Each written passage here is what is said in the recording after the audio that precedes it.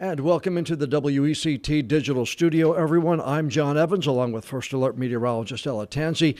We are in the studio this afternoon because of the National Weather Service upgrading the heat advisory issued earlier for this weekend. And Ella, they took it from a watch to a warning. Now, what does this mean for folks who might be going out and about this weekend in southeastern North Carolina? So, John, the Cape Fear region was originally under that extreme heat watch. That's what we saw early this morning. And that was stating that, we're preparing, we're watching out for the potential for those temperatures or feels like values exceeding 110 degrees this weekend. And just this afternoon, I do have that warning pulled up on Max 2 if we want to go full screen to it. There we go. But there's that extreme heat warning that's now going to be in effect from tomorrow morning at 11 a.m. And look, John, it lasts until Sunday, 8 p.m. So pretty much most of the day on Saturday and nearly all day on Sunday. Oh, yeah.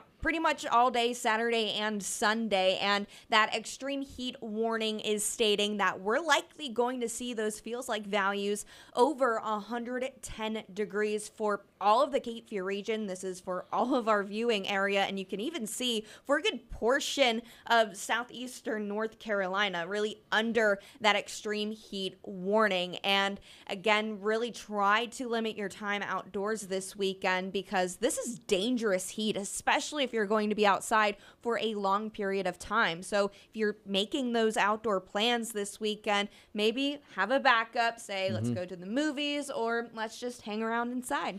And that means that the heat indexes could be up around 110. Now, we've talked about maybe 105 in the past here, but this is a little different story. This is getting up in 110, 111, 112 when it could be potentially dangerous to someone's health. That's exactly right, John. Typically, you see a heat advisory for feels like values of 105 to 109 degrees, and that extreme heat warning is anything above 110. So some areas we're already forecasting highs in the triple digits for our inland zones. So you're talking about folks in Columbus County, Bladen County. We're likely going to see some of those air temperatures in the triple digits, and that would lead to feels like values or heat index values about 112, 113, maybe even 114, especially if you're around a swampy area with moisture in play. That could increase that humidity level as well. All right. Ella and I are in here in the digital studio. We are also live on the WECT News Facebook page.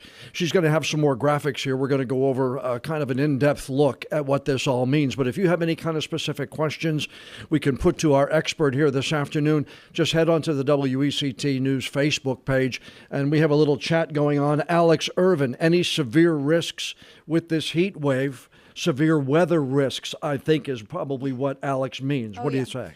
So as of now, the Storm Prediction Center, or SPC, does not label any severe risk for the next few days. But we still have that low-end chance for a pop-up shower or storm. And anything that does develop under a ridge could potentially be on the heavier side. So, of course, we're going to be watching the radar for any of those showers or storms. But the threat is going to be on the lower side. It is summer. That chance is not going to be at 0%. So there's always a chance for those showers and storms like we saw yesterday. If you were heading out to the Sounds of Summer concert, we had those heavy downpours ongoing, but that would pretty much set the stage for those showers or storms that could potentially develop. But for the most part, we should be rather dry for a good portion of this weekend. Now, I know a lot of folks might be headed down to the beach this weekend to try to stay cool. Any concerns about rip currents? Anything as far as the rip current risk is concerned this weekend, Ella, as we show folks, this is the WECT weather cam down there in Ocean Isle Beach. All the beaches are busy. We're going to take you now to, let's take you up there to Surf City. This is the same thing. A lot of folks out there right now. And even in Wrightsville Beach. Oh, yeah. Let me take that little thing down and shows you there's a lot of people out there trying to stay cool. So I imagine those beaches might also be crowded this weekend. Any concerns about rip current risks? So as of now, the forecast is low to moderate for the risk of rip currents. But regardless if it's a low end day, there's always a chance for rip currents. So even though the waves are calm and conditions seem nice to swim in, really make sure to stay cautious, especially if you are planning on heading to the water. And I want to talk about the sand for a second as well. You're heading to the beach. You know, typically when you get on that sand, you want to take off your shoes, but leave the shoes on before or heading down to your beach site, because that sand is going to be hotter than the air temperature. The sand could potentially be over 120 degrees. So that's enough to burn your feet. So really make sure you're protecting your feet as well. And again, if you missed us at when we came on here about 4:30, an excessive heat warning. Now, we talk about watches and warnings all the time, Ella. We talk about them with severe thunderstorms. Yeah. We talk about them with tornadoes. We talk about them in tropical systems. But am I correct in saying here the heat index going from the possibility of 109 to 110 and higher is what brought on the warning here as opposed to the watch? It's not necessarily a time thing like it is in many other times, right?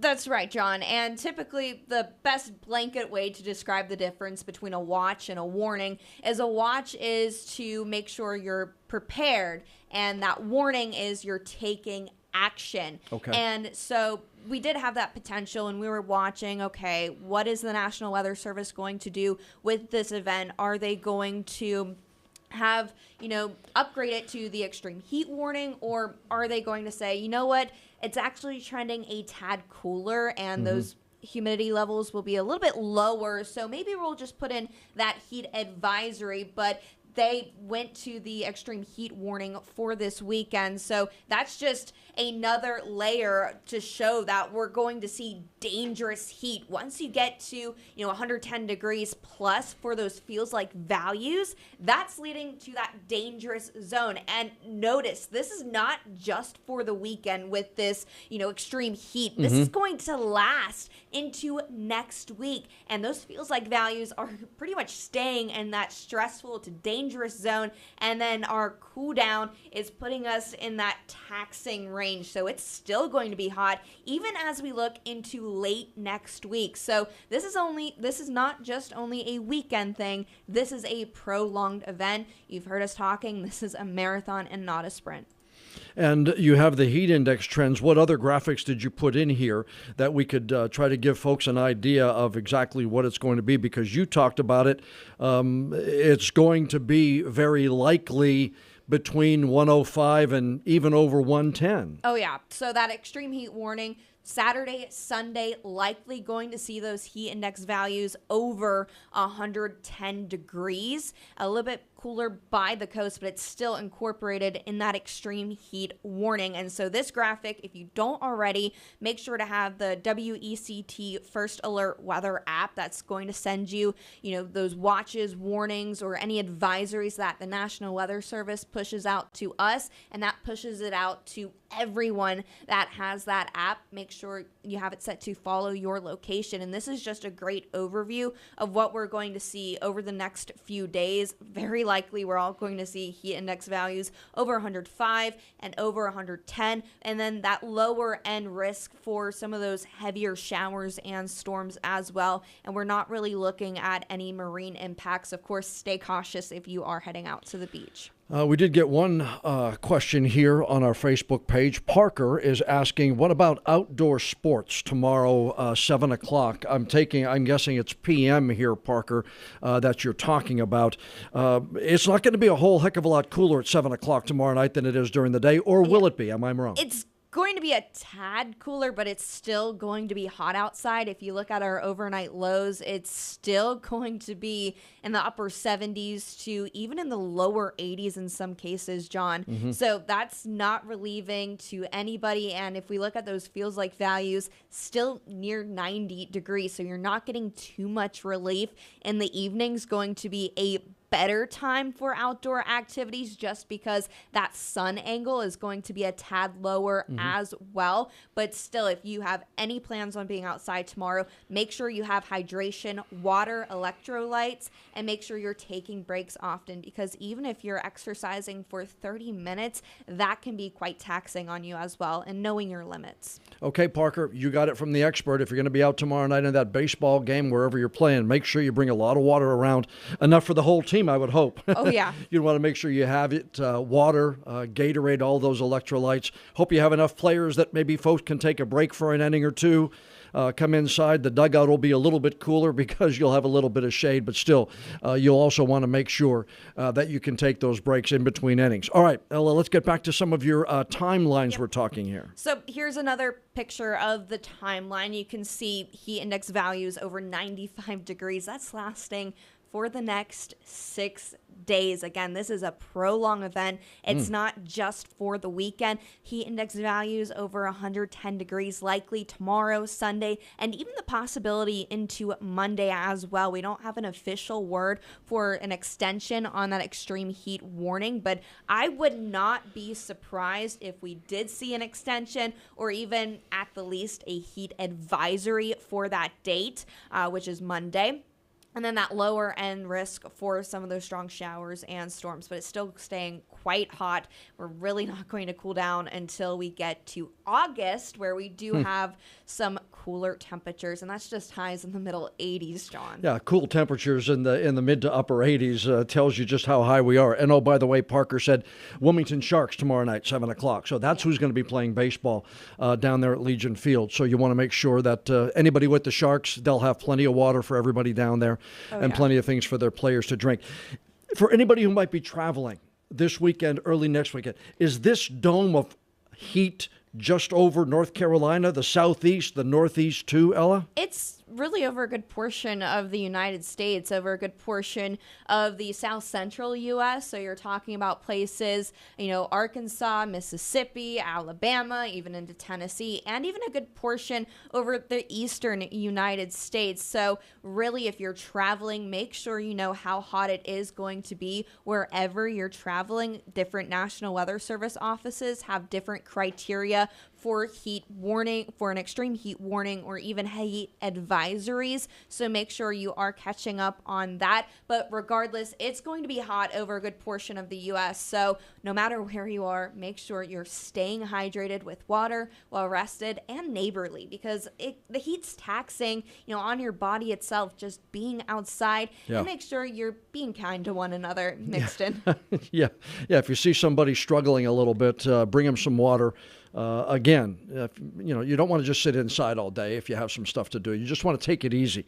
Make sure you go out there, work, come back inside, take that break. What other graphics do you want to show folks before we let you get back and start preparing for our 5 o'clock newscast that we have coming up in about 15 minutes? Oh, yeah. So these are just some good tips on, what to do whenever you are, or if you are planning on being outside. Just limit that time. Take frequent breaks. You've heard us say it a million times. Stay hydrated with water and with electrolytes. Also, wear sunscreen, where the UV index is going to be very high to extreme tomorrow. So make sure you're reapplying that sunscreen as well. And lighter clothing can also help keep you cool. Make sure it's loose as well.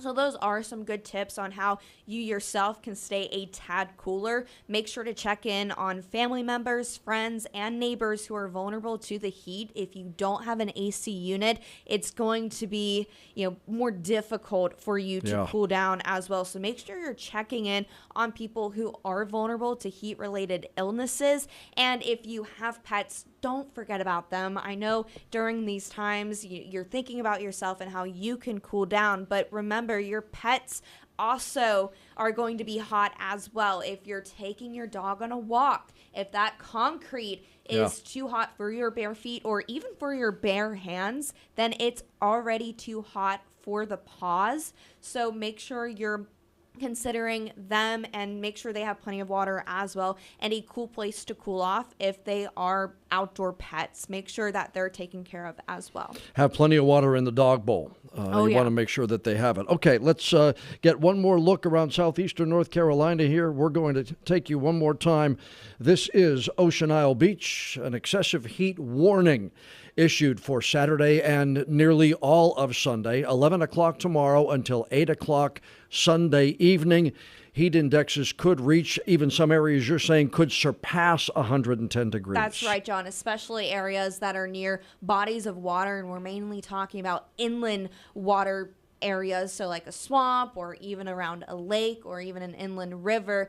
We could potentially see those feels like values higher than 110, because that's just adding to the humidity. It's where you can wear. That's what we say all this time. It's going to be soupy outside in that miserable range. Surf City is busy up there as well. Not as many people on the beach today. I expect that to get a little bit busier, though, as the weekend goes on. And I'll take you one more time. Let's take you down to Wrightsville Beach, where the waves are coming in. You have some folks down there enjoying a late Friday afternoon.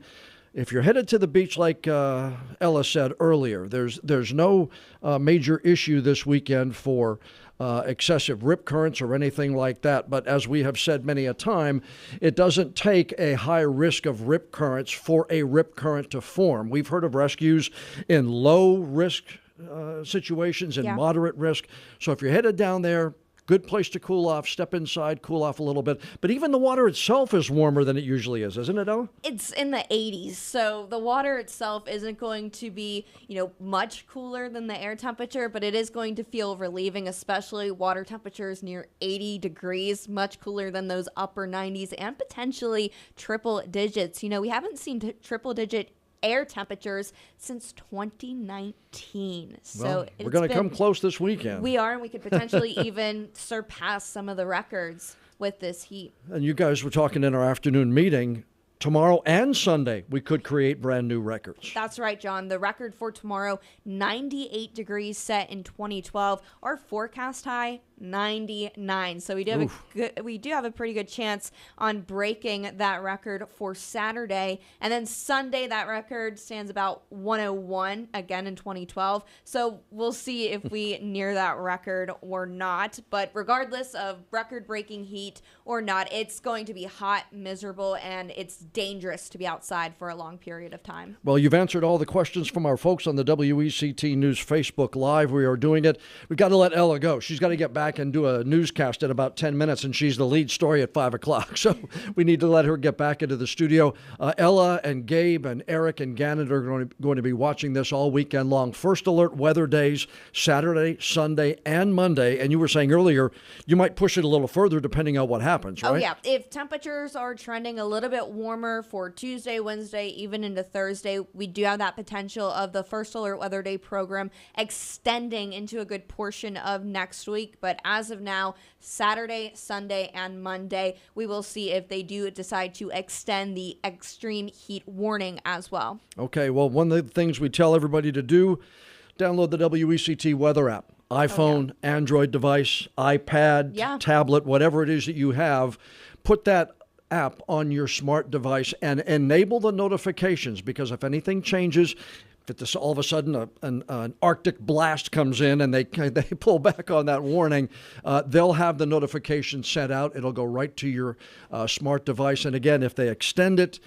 past Monday with the First Alert Weather Team, you'll have that as well. Got to let Ella go back into the studio. She's got to prepare for WECT News at 5. For First Alert meteorologist Ella Tanzi, I'm John Evans. Thanks for watching. We'll see you in about 10 minutes on WECT News. Please stay safe this weekend and stay cool.